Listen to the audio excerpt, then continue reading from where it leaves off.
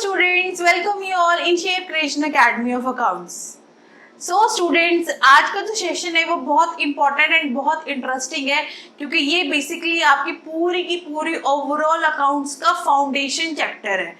ठीक है, तो ये जो आपका चैप्टर है इसका नाम है जर्नल और ये जो चैप्टर है ये आपकी पूरे के पूरे कॉमर्स में बहुत ज़्यादा इंपॉर्टेंट है. आप आगे जितने भी चैप्टर्स पढ़ोगे, चाहे वो आपका लेजर हो, ट्रायल बैलेंस हो, आपके फाइनल अकाउंट हो, सारे के सारे चैप्टर्स किसके ऊपर डिपेंड करते हैं? आपके जर्नल एंट्रीज के ऊपर डिपेंड करते हैं. जो चैप्टर है जर्नल उसके ऊपर डिपेंड करते हैं. तो स्टूडेंट्स, आज के सेशन में हम कवर करेंगे what is journal, what is the format of journal. Journal में आप जो एंट्रीज पास ऑन करते हो, जो ट्रांजेक्शन्स होती है उन एंट्रीज को आप पास ऑन करते हो, वो कौन कौन से रूल्स होते हैं उसके पीछे. ठीक है, तो आज का जो सेशन है वो बहुत ज़्यादा इंपॉर्टेंट है. तो प्लीज़ आप मेरे साथ बने रहिए और इस वीडियो को स्टार्टिंग से लेकर एंड तक ध्यान से देखिए. ठीक है, तो चलिए स्टार्ट करते हैं आज का session. So the topic name is journal. Clear? तो हम ये बोलते हैं journal is a primary book. हम इसको क्या कंसीडर करते हैं? प्राइमरी बुक कंसीडर करते हैं.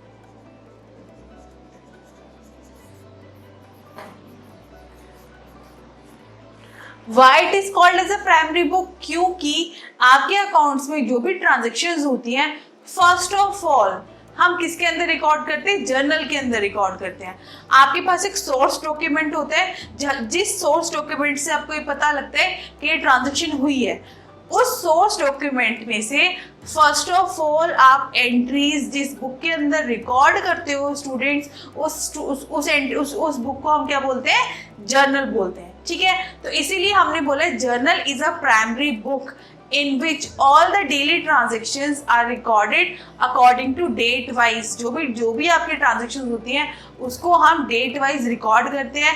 उसको बोलते हैं क्रोनोलॉजिकल ऑर्डर, मतलब आप डेट वाइज रिकॉर्ड कर रहे हो.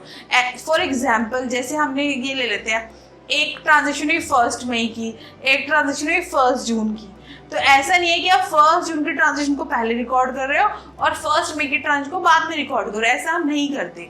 जैसे जैसे आपकी ट्रांजेक्शन होती रहती है वैसे वैसे हम ट्रांजेक्शन को क्या करते हैं? रिकॉर्ड करते रहते हैं. यानी कि 1 मई की ट्रांजेक्शन को पहले रिकॉर्ड करेंगे और 1 जून की ट्रांजेक्शन को बाद में रिकॉर्ड करेंगे. ठीक है, क्लियर? तो जो भी ट्रांजेक्शन्स होती है उसको हम फर्स्ट ऑफ ऑल जिस बुक के अंदर रिकॉर्ड करते हैं that book is known as journal. और जर्नल के अंदर सारे के सारे ट्रांजेक्शन डेट वाइज हम क्या कर लेते हैं? रिकॉर्ड कर लेते हैं. क्लियर? डन? अब आपको ये तो क्लियर हो गया है कि जर्नल के अंदर हम क्या रिकॉर्ड करते हैं? All the daily transactions. अब उसको रिकॉर्ड कैसे करते हैं? सी स्टूडेंट्स, जब हम जर्नल के अंदर ट्रांजेक्शन रिकॉर्ड करते हैं उसके पीछे कुछ रूल्स होते हैं. क्या होते हैं? कुछ रूल्स. तो पहले हम वो रूल्स स्टडी कर लेते हैं, उसके साथ साथ हम ये भी स्टडी करते जाएंगे कि ट्रांजेक्शन को आप कैसे जर्नल के अंदर उसकी एंट्री कर रहे हो. ठीक है, तो rules.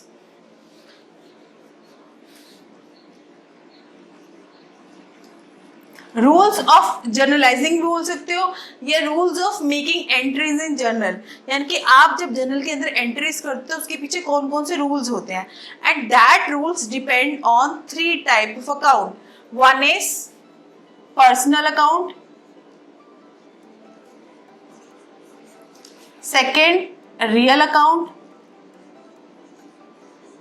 Third is nominal account.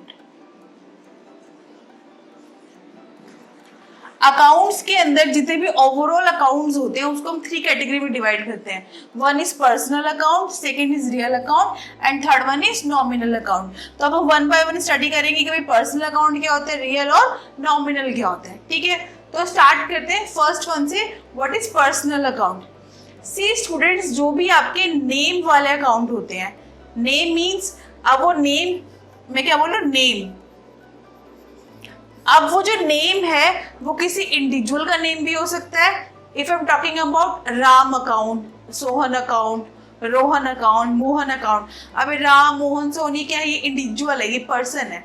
तो ये हो गया नेम ऑफ द पर्सन.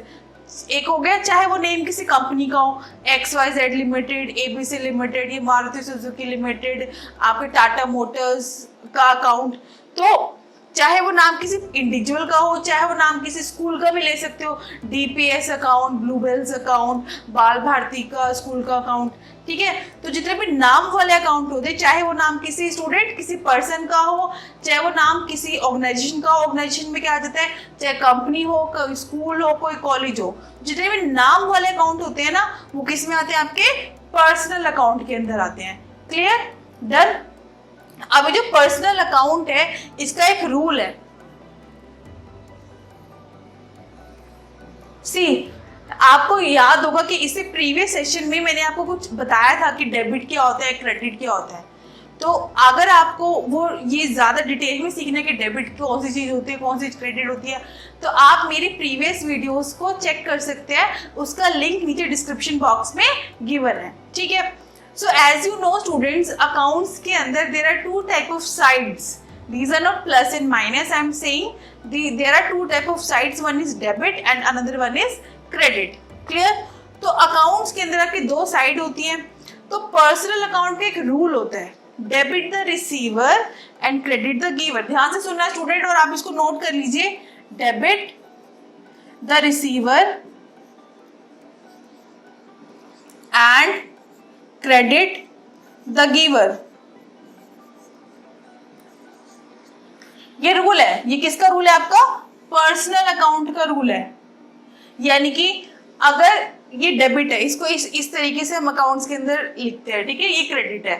अगर कोई पर्सन रिसीवर है, अगर कोई पर्सन कुछ रिसीव कर रहा है, उसको हम डेबिट करेंगे। अगर वो कुछ दे रहा है, उसको क्या करेंगे, हम क्रेडिट करेंगे, ठीक है। अब हम एक एग्जाम्पल ले लेते हैं और उस एग्जाम्पल को हम जर्नल के अंदर किस तरीके से स्टडी करेंगे वो आज मैं आपको बताऊंगी, ठीक है। तो फर्स्ट ऑफ ऑल हम क्या प्रिपेयर कर लेते हैं, जर्नल का फॉर्मेट। जैसे मैं यहाँ पे ले लेती हूँ फर्स्ट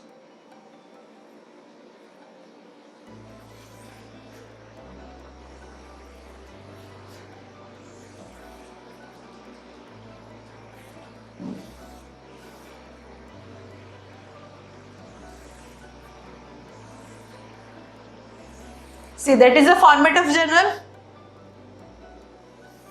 जो फर्स्ट यहाँ पे हम ऊपर क्या लिखते हैं, जर्नल।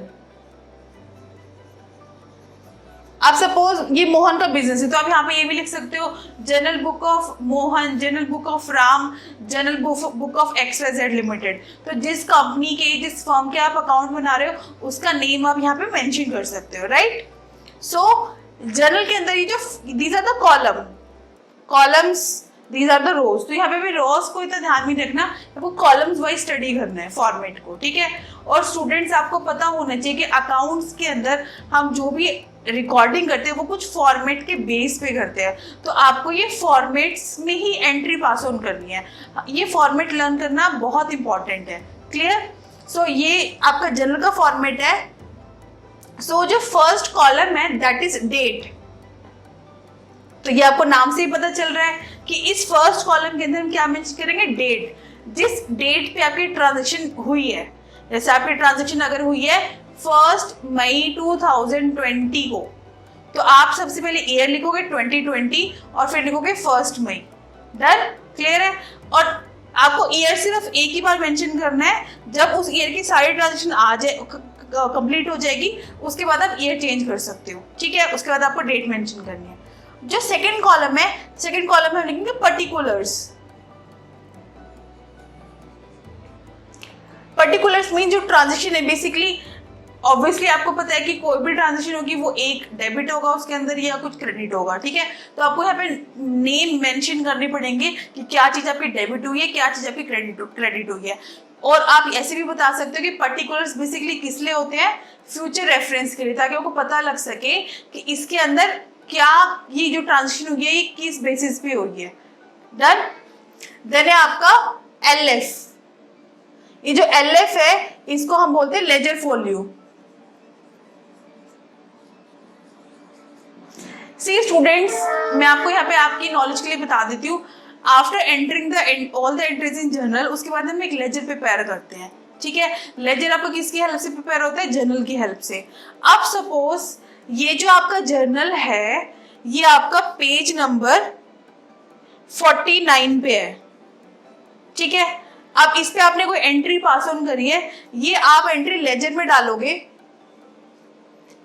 आपने लेजर की कौन से पेज नंबर पे डाली है? 50 पेज पे, ठीक है। यानी कि आपने एक एंट्री यहाँ पे पास ऑन करी है, ये जर्नल चल रहा है आपका, इसका पेज नंबर 49 है। उसके बाद ये एंट्री करने के बाद आप उसको लेजर में डालोगे, उसका पेज नंबर है 50। तो आप क्या करोगे, जर्नल के अंदर यहाँ मेंशन करोगे ऐसे 50, यानी कि ये जो आप यहाँ एंट्री मेंशन करोगे, ये एंट्री लेजर के कौन से पेज पे है? कौन से पेज पे है? 50 पेज पे है, ठीक है। तो अगर आप लेजर पे जाओगे और अगर आपको इस एंट्री का अकाउंट देखना है तो आप लेजर का डायरेक्टली कौन सा पेज ओपन करोगे? 50, क्योंकि यहाँ पे आपने मेंशन कर दिया कि ये कौन से पेज पे? 50 पेज पे मेंशन है। समझ में आया? मैं आपको दोबारा बता देती हूँ एक बार। जर्नल में एंट्री करने के बाद हम एंट्रीज को लेजर के अंदर रिकॉर्ड करते हैं, ठीक है। सपोज ये आपका जर्नल है और ये जर्नल का जो पेज चल रहा है दैट इज 49, ठीक है। और इसके अंदर जो भी एंट्रीज मेंशन करी है आपने, यहाँ पे आपने एंट्री पास ऑन करोगे आप, और आपने इस एंट्री के सामने लिख दिया 50। इसका मतलब है कि इस एंट्री का जो लेजर है वो कौन से पेज नंबर है? 50 पेज नंबर पे है। क्लियर? समझ में आ गया?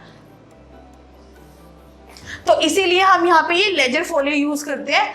फिलहाल के लिए ब्लैंक रहेगा, ठीक है। फिर जो नेक्स्ट कॉलम है दैट रिप्रेजेंट डेबिट, DR। आप यहाँ पे शॉर्ट फॉर्म में मेंशन कर सकते हो, आपके लिए जरूरी नहीं कि आप पूरा डेबिट लिखो, ठीक है। Second is credit. इस कॉलम में बेसिकली आप अमाउंट लिखोगे, ठीक है, कि कितना अमाउंट आप डेबिट कर रहे हो, कितना अमाउंट आप क्रेडिट कर रहे हो, ठीक है। और एक जो बहुत इंपॉर्टेंट एक टर्म आएगी वो मैं आपको अभी बीच में बताऊंगी एंट्री पास ऑन करने के बाद। क्लियर? तो ये हो गया आपका format. First column debit, sorry date, particulars, LF का मतलब आपको पता होना चाहिए। ये आपके पूछ लेते हैं कि भाई LF मतलब क्या होता है, तो स्टूडेंट को पता ही नहीं होता। तो LF का मतलब क्या होता है students? Ledger folio, debit and credit. Done. एक आइटम हो रह गई है, वो मैं जब एंट्री पास ऑन करूंगी उसके बाद मैं आपको बताऊंगी, तो आप बने रहिए मेरे साथ, ठीक है। सो हमने ये पढ़ा है पर्सनल अकाउंट। पर्सनल अकाउंट कौन से अकाउंट्स होते हैं? जो आपके नेम से रिलेटेड होते हैं, चाहे वो नेम पर्सन का हो या स्कूल का, कॉलेज का, किसी भी ऑर्गेनाइजेशन का हो। डन। इसका एक रूल होता है debit the receiver and credit the giver. अब मैं यहाँ पे ले लेती हूँ एग्जाम्पल। सपोज मैंने एक एग्जाम्पल लिया, paid cash to Mohan of ₹30,000, ठीक है। अब ये ट्रांजैक्शन है। सपोज ये ट्रांजैक्शन हुई है आपकी जनवरी 1, 2020 को, ठीक है। तो अब आप यहाँ पे लिखोगे 2020, ईयर आपने एक बार मेंशन किया, ठीक है, और यहाँ लिखोगे जनवरी 1। क्लियर? अब पेड कैश टू मोहन। अब आपको इस एंट्री को जनरल में पुट ऑन करना है, बट आपको इसके लिए रूल फॉलो करना पड़ेगा, ठीक है। तो जो फर्स्ट रूल है debit the receiver credit the giver, आपको इस एंट्री में आइडेंटिफाई करना है कि who is the giver and who is the receiver. अब पेड कैश टू मोहन, किसके पास क्या जा रहा है? तो यहाँ पे मोहन के पास कैश जा रहा है, तो who is the receiver? Mohan. Mohan is the receiver, Mohan के पास कैश जा रहा है। And who is the giver? Giver कौन है यहाँ पे? कौन दे रहा है कैश? यहाँ पे कुछ मेंशन नहीं है। तो यहाँ पे आपको ये बाय डिफॉल्ट ये अंडरस्टैंड करना पड़ेगा कि कौन पे कर रहा है? फर्म पे कर रही है, ठीक है। यानी कि अगर ये से मेंशन है कि मोहन को पैसे दिए जा रहे हैं 30,000, तो आपके माइंड में ये आना चाहिए फर्म पे कर रही है। क्लियर? तो who is the giver? Firm. Firm is the giver. इतना क्लियर है? आप इजीली आइडेंटिफाई कर रहे हो कि who is the receiver, who is the giver. Paid cash to Mohan, यानी कि अगर कोई पर्सन कुछ रिसीव कर रहा है उसको हम डेबिट करेंगे, अगर कोई पर्सन कोई कुछ दे रहा है उसको हम क्रेडिट करेंगे। तो इस एंट्री के अंदर who is the receiver? Mohan is the receiver and who is the giver? Firm is the giver, ठीक है। अब यानी कि रिसीवर को मैं ऐसे लिख देती हूँ डेबिट करेंगे और गिवर को क्या करेंगे? Credit, as per this rule of personal account. Done. अब इस एंट्री को हम इस जर्नल के अंदर पुट ऑन करेंगे। स्टूडेंट सबसे पहले आपको डेबिट वाला पार्ट उठाना है। देखो दो साइड है, डेबिट और क्रेडिट। आपको सबसे पहले कौन सा पार्ट उठाना है? डेबिट वाला। तो who is the debit? Receiver है, डेबिट है, तो मोहन को उठाएंगे हम। सबसे पहले से रखेंगे मोहन, लिख दिया मैंने। और मोहन के बिल्कुल यहाँ सीधा जाके इस लाइन के पास आपको लिखना है डेबिट। ठीक है, क्लियर। सबसे पहले आपको डेबिट वाला पार्ट उठाना है। उसके बाद अब गिवर कौन है, फर्म गिवर है।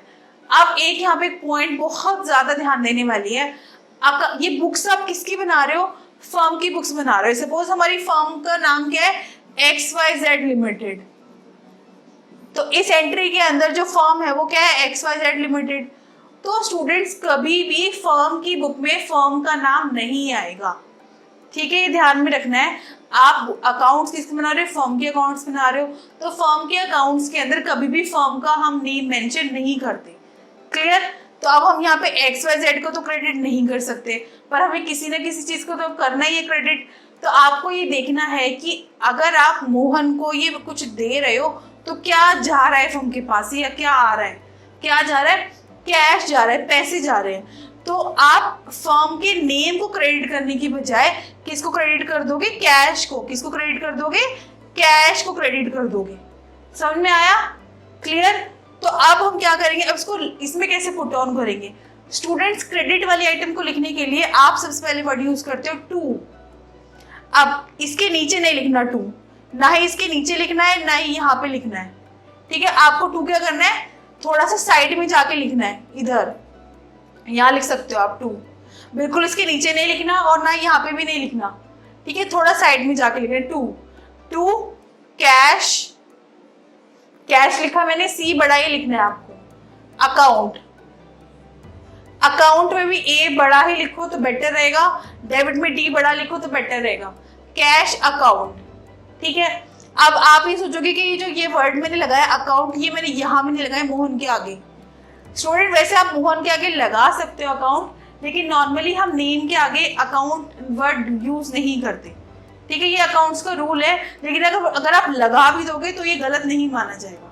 डन, समझ में आया कैसे। ये मैंने एंट्री पास ऑन कर दी है, मोहन टू कैश। अब आपको ये पता लग गया होगा कि मैंने मोहन को डेबिट क्यों किया, क्रेडिट को मैंने कैश को मैंने क्रेडिट क्यों किया है, ठीक है, और किस तरीके से मैंने फॉर्मेट के अंदर ये एंट्री पास ऑन करी है। अब ये मैंने पर्टिकुलर्स में मेंशन कर दिया। अब इस वाले ये कॉलम ब्लैंक रहेगा आपका, और इस वाले कॉलम के अंदर आप क्या मेंशन करोगे, अमाउंट मेंशन करोगे, दैट इज 30,000। डेबिट के लिए ये वाला कॉलम और क्रेडिट के लिए यहाँ पे ये वाला कॉलम 30,000, ठीक है। और ये एंट्री करने के बाद अब हम लिखेंगे नरेशन। मैंने आपको बताई थी ना कि फॉर्मेट्स के अंदर एक आइटम है जो मैं आपको अभी नहीं बताऊंगी, एंट्री पास ऑन करने के बाद बताऊंगी। तो यहाँ पे हम लिखेंगे नरेशन। अब नरेशन को हम या तो फॉर वर्ड से स्टार्ट करेंगे, बीइंग वर्ड से स्टार्ट करेंगे। क्या बोल रहे हैं मैं, या तो फॉर वर्ड से या बीइंग। और अगर आप फॉर या बीइंग नहीं भी लिखते तो भी चलेगा, ऐसा कुछ हार्ड एंड फास्ट रूल है कि आपको फॉर या बीइंग ही वर्ड यूज करना है।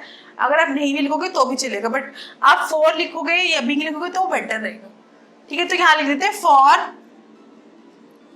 Cash paid to Mohan. ये आपको शॉर्ट फॉर्म में लिखना है, ऐसे शॉर्ट फॉर्म में लिखना है। ये एक बेसिकली डिस्क्रिप्शन है। ये क्या डिस्क्रिप्शन है, किसकी डिस्क्रिप्शन है, इस एंट्री की डिस्क्रिप्शन है ये। और नरेशन लिखना बहुत इंपॉर्टेंट है। अगर आप नरेशन जनरल एंट्री के साथ नहीं लिखोगे तो आपके मार्क्स कट जाएंगे एग्जाम के अंदर, ठीक है। तो it is very very important कि आप जो भी ट्रांजेक्शन लिख रहे हो उसके साथ आप नरेशन जरूर मेंशन करोगे, क्लियर। डन। बच्चे क्या करते हैं, फटाफट फटाफट एंट्री पास करते थे एग्जाम के अंदर, नरेशन नहीं लिखते और उनको फुल मार्क्स नहीं मिल पाते। तो ये बहुत जरूरी है नरेशन लिखना, क्लियर, समझ में आ गया। डन। अब हम क्या करेंगे, इसको क्लोज करेंगे। तो आपको यहाँ पे लाइन लगानी है, इसके नीचे सिर्फ एंट्री कंप्लीट हो गया। आपको यहाँ डेट के अंदर नहीं लगानी, ना ही LF के अंदर, ना ही डेबिट के नीचे, ना ही क्रेडिट के नीचे, क्लियर है। एग्जाम्पल आपको क्लियर है। अब इसी का ही दूसरा एग्जाम्पल हम ले लेते हैं, second example. Received cash from Ram of ₹20,000। इसमें हमने पेमेंट का एग्जाम्पल लिया था, अब यहाँ पे हम कैश रिसीव्ड का एग्जाम्पल ले लेते हैं, ठीक है। Received cash from Mohan. अब आप आइडेंटिफाई करो students, who is the receiver, who is the receiver, किसको पैसे मिल रहे हैं यहाँ पे, फर्म को। Yes right, firm, firm is the receiver. तो रिसीवर को क्या कर देंगे, debit. But as you know firm की बुक में फर्म का नाम नहीं आएगा, तो हमें क्या देखना है कि फर्म के पास से क्या आ रहा है क्या जा रहा है। तो यहाँ पे फर्म के पास क्या आ रहा है, कैश आ रहा है, तो instead of debit firms name हम क्या डेबिट करेंगे, cash. Who is the giver, कौन दे रहा है, किसको दे रहा है, who is the giver, Ram. तो यहाँ पे आपका राम क्या है, गिवर, तो गिवर को क्या कर देंगे, क्रेडिट। अब इस एंट्री को हम जर्नल के अंदर पुट ऑन करेंगे, तो सबसे पहले हम डेबिट वाला पार्ट उठाएंगे। तो who is the receiver, firm is the receiver, firm का नाम लिखेंगे तो कैश लिखेंगे। अब सपोज ये एंट्री हुई 2 जनवरी को, ईयर सेम है तो आपको ईयर दोबारा से मेंशन नहीं करना, तो लिखेंगे कैश अकाउंट, सीधा जाके यहां पे लिखेंगे डेबिट, फिर लिखेंगे to who is the giver, Ram, to Ram, तो cash account debit to Ram. उसके बाद हम नरेशन लिखेंगे for cash received from Ram, और अमाउंट लिख देंगे 20,000 और 20,000। डन, क्लियर है। तो आई होप आपको ये पर्सनल अकाउंट वाला रूल अच्छे से क्लियर हो गया होगा। अगर आपको फिर भी कोई डाउट है तो आप नीचे मुझे कमेंट सेक्शन में अपनी क्वेरीज लिख सकते हैं। क्लियर, चलिए आगे बढ़े। पर्सनल अकाउंट आप सबको क्लियर है, चलो तो ये आपका सारा क्लियर हो चुका है। तो अब स्टार्ट करते हैं रियल अकाउंट। डन। अब जो रियल अकाउंट है बेसिकली स्टूडेंट, जो रियल अकाउंट है वो किससे रिलेटेड होता है, फर्म की एसेट से, फर्म की प्रॉपर्टीज से।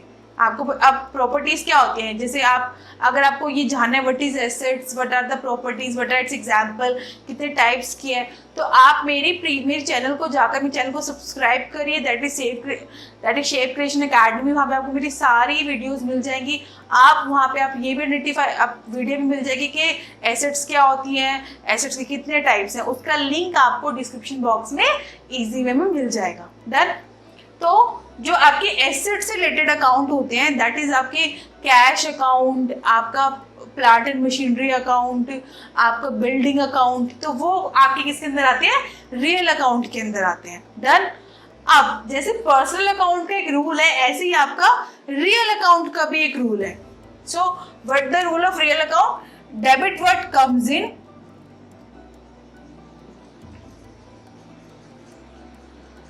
and credit what goes out।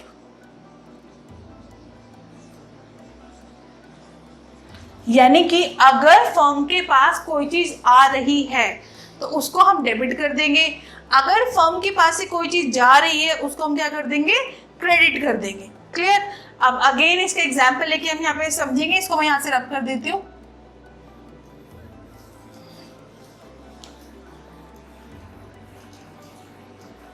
और ये फॉर्मेट से भी मैं ये आइटम्स यहां से रब कर देती हूँ।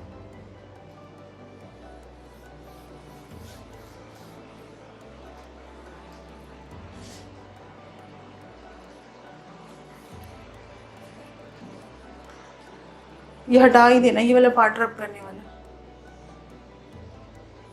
चलिए done.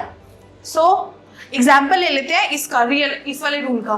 Debit word comes in and credit word goes out. For example purchase building of ₹40,000 in cash. अब बिल्डिंग खरीदी आपने, बिल्डिंग इज योर प्रॉपर्टी, और प्रॉपर्टी से रिलेटेड अकाउंट क्या होते हैं, आपके रियल अकाउंट होते हैं।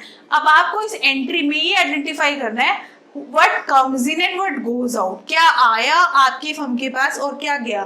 तो बताओ क्या आया, what comes in, building, what comes in, building आ रही है भाई, comes in, बिल्डिंग आ रही है, बिल्डिंग, तो comes in के अकॉर्डिंग क्या कर देंगे इसको, डेबिट।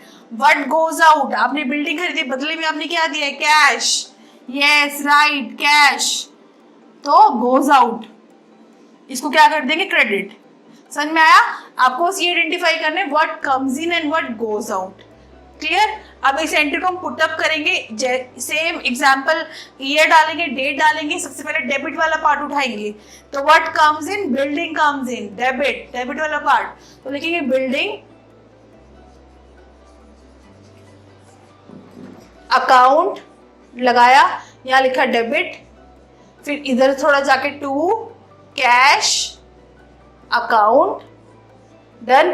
फिर लिखेंगे नीचे narration for purchase building, done.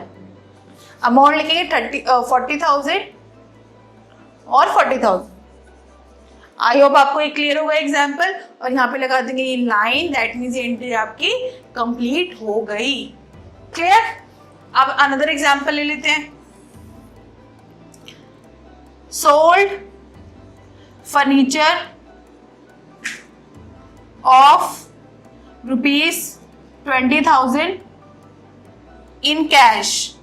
आपने फर्नीचर सोल्ड किया, फर्नीचर सोल्ड किया तो आइडेंटिफाई करो व्हाट कम्स इन, बदले में क्या आया फर्नीचर सोल्ड करके, cash. Cash comes in, cash आ रहा है कैश, तो उसको क्या कर देंगे हम, डेबिट। व्हाट गोज आउट, क्या जा रहा है आपकी फर्म से, क्या जा रहा है, फर्नीचर जा रहा है, फर्नीचर गोज आउट, तो इसको क्या कर देंगे, क्रेडिट। समझ में आया, what comes in what goes out students, right. तो सबसे पहले हम डेबिट वाला पार्ट उठाएंगे, तो सबसे पहले हम यहाँ पे क्या मेंशन करेंगे, व्हाट कैश, तो कैश सेम पहले डेट डालेंगे, ईयर दोबारा लेने की आपको कोई रिक्वायरमेंट नहीं है, कैश अकाउंट, यहाँ पे सीधा जाके लिखेंगे डेबिट, फिर यहाँ थोड़ा नीचे टू फर्नीचर अकाउंट, डन। उसके बाद नरेशन लिखेंगे for furniture sold, amount mention करना चाहते हो मेंशन कर सकते हो, ऑफ ₹20,000, और यहाँ पे अमाउंट लिख दोगे 20,000, 20,000, डन। क्लियर, डन, समझ में आ गया आपको। तो रियल अकाउंट के अकॉर्डिंग आपको मैंने दोनों एग्जाम्पल दे दिए हैं। अगर आपको फिर भी कोई डाउट है, अगर आप और मेरे से चाहते हैं कि मैं आपको और एग्जाम्पल दे के समझाऊं, तो नीचे कमेंट सेक्शन में आप मुझे अपना क्वेरीज मेंशन करके सेंड कर सकते हैं। क्लियर। सो आपको पर्सनल अकाउंट क्लियर है स्टूडेंट्स, रियल अकाउंट क्लियर है, तो हम आगे बढ़ते हैं, that is nominal account. Clear. अब जो नॉमिनल अकाउंट होते हैं बेसिकली आपकी फर्म के अंदर there are some expenses, there are some income.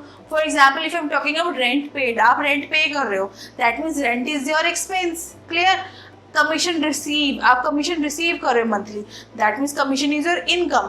तो आपके जितने आपके जो expenses से related accounts होते हैं और आपके जो income से related account होते हैं वो किसके अंदर आते हैं, आपके नॉमिनल अकाउंट के अंदर आते हैं। जैसे मैं बात करूँ rent account, commission account, wages account, advertisement expenses account, तो ये जो सारे एग्जाम्पल है किसके एग्जाम्पल है, आपके नॉमिनल अकाउंट के एग्जाम्पल है, नॉमिनल अकाउंट के अंदर आते हैं। अब नॉमिनल अकाउंट का क्या रूल है आपका, डेबिट ऑल द एक्सपेंसेस और losses and credit all the income और प्रॉफिट। इट मीन्स आपकी फर्म के अंदर जितने भी एक्सपेंसेस होते हैं उनको हम डेबिट कर देते हैं और जितने भी इनकम होते हैं उनको हम क्या कर देते हैं, क्रेडिट कर देते हैं। क्लियर। अब मैं एग्जांपल लेके समझाऊंगी इसको, मैं यहां से इसको रब कर देती हूँ।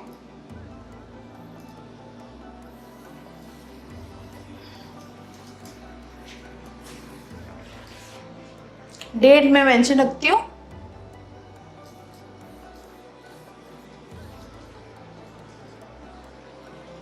अमाउंट रब कर दिया, चलिए डन।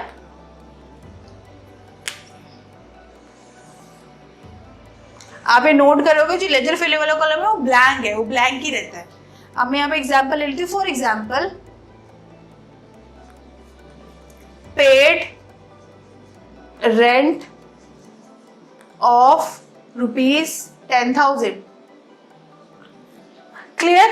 अब आप रेंट को पे कर रहे हो, that means rent is your expense, तो यहाँ पे रेंट क्या हो गया आपका, एक्सपेंस, और एज पर दिस रूल हम जो भी एक्सपेंस होते हैं उसको हम क्या करते हैं, डेबिट कर देते हैं। एंड क्रेडिट किसको करेंगे भाई, क्योंकि यहाँ पे लिखा क्रेडिट ऑल द इनकम। तो स्टूडेंट जैसे आपने देखा कि ये जो पहले वाले रूल थे ये हर एक जो भी एंट्रीज में पास ऑन करी थी पूरा का पूरा रूल अप्लाई हो रहा था, ठीक है। बट आपको ये ध्यान रखना पड़ेगा जो नॉमिनल अकाउंट के रूल है ये पूरा अप्लाई नहीं होगा, ये हाफ अप्लाई होगा। जरूरी नहीं है कि रूल्स हर एक ट्रांजेक्शन पूरी तरीके से अप्लाई होंगे, ये हाफ अप्लाई होगा। जैसे यहाँ पे क्योंकि एक ही टाइम पे आपका एक्सपेंस और इनकम नहीं हो सकता। अगर आपने रेंट पे करी है दैट इज योर एक्सपेंस, इसमें इनकम कुछ भी नहीं है। तो अब ये तो पता चल गया कि डेबिट है, एक्सपेंस है, डेबिट एक्सपेंसेस को डेबिट करेंगे, बट क्रेडिट किसको करेंगे? क्योंकि एंट्री तो आपको कंप्लीट करनी है स्टूडेंट्स। तो उसके लिए आप ये देखोगे कि आपकी फर्म के पास से वो दोबारा वाला पुराने वाला फंडा कि आपकी फर्म के पास क्या आएगा और क्या जाएगा। तो क्या आ रहा है यहाँ पे? कुछ नहीं आ रहा। क्या जा रहा है? भाई फर्म में रेंट पे करो तो क्या जा रहा है? कैश जा रहा है। तो यहाँ पे क्रेडिट किसको कर देंगे? कैश को क्रेडिट कर देंगे। समझ में आया? चलो अब ये उठाओ डेबिट वाला पार्ट, रेंट अकाउंट डेबिट। अब क्रेडिट किसको करेंगे? इनकम नहीं है तो किसको क्रेडिट करेंगे? कैश को, क्योंकि रेंट अगर आप पे करोगे तो क्या जा रहा है आपके पास से? कैश जा रहा है। To cash account. नरेशन लिख दो, for rent paid 10,000 done, clear. और यहां पे इसको क्लोज कर दो। समझ में आ गया आपको? अब एक और एग्जांपल ले लेती हूं मैं इनकम का। Second example, received commission of ₹5,000।